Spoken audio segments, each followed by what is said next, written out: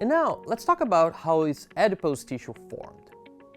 Adipose tissue contains progenitor cells, or adipose tissue stem cells, that can differentiate not only into adipocytes, but also other lineages including cartilage and bone.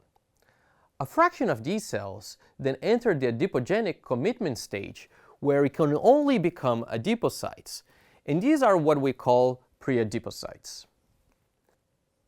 Adipose tissue also contain other precursor cells that can give rise preferentially to beige adipocytes with thermogenic capacity. Finally, under the right conditions, both white and beige adipocytes can convert into each other. Much of what we know about adipocyte differentiation and adipose tissue formation comes from in vitro studies. Here's an overview of these studies, where we start with a tissue biopsy, which is then digested to release stromal progenitor cells, which we can grow and expand in culture. Over the years, scientists have identified the right conditions which we can expose these cells that will then lead to their progressive differentiation into adipocytes. At the mechanistic level, adipocyte differentiation is defined by key transcription factors which will bind DNA and drive gene expression programs to support lipid storage and metabolism, thermogenesis, and hormone synthesis and release. While some of these have been studied in great detail, including master regulators of adipocyte differentiation, which include PPAR gamma, CBP alpha, now modern biology and updated perturbation methods suggest that there's still much more to discover, and the right time to do it is now.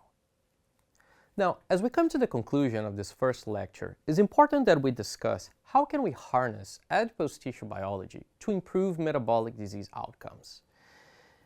And the key overall idea is if we can make more and healthier adipocytes, this can have an enormously powerful effect on metabolic health.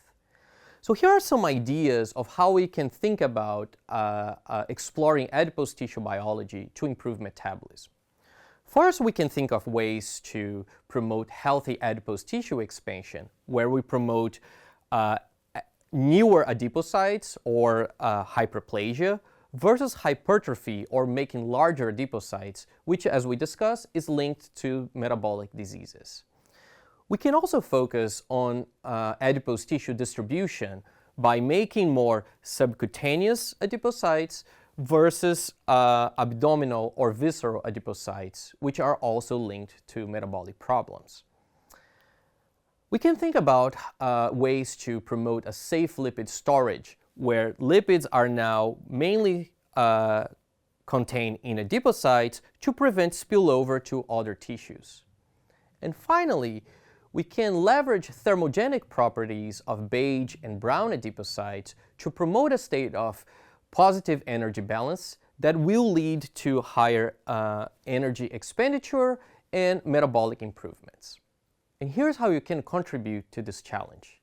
We'll take a look at two key questions. What can machine learning models learn from perturbing adipocyte transcription factors? And can we get better at predicting genetic perturbations that will shift adipocytes into desired cell states?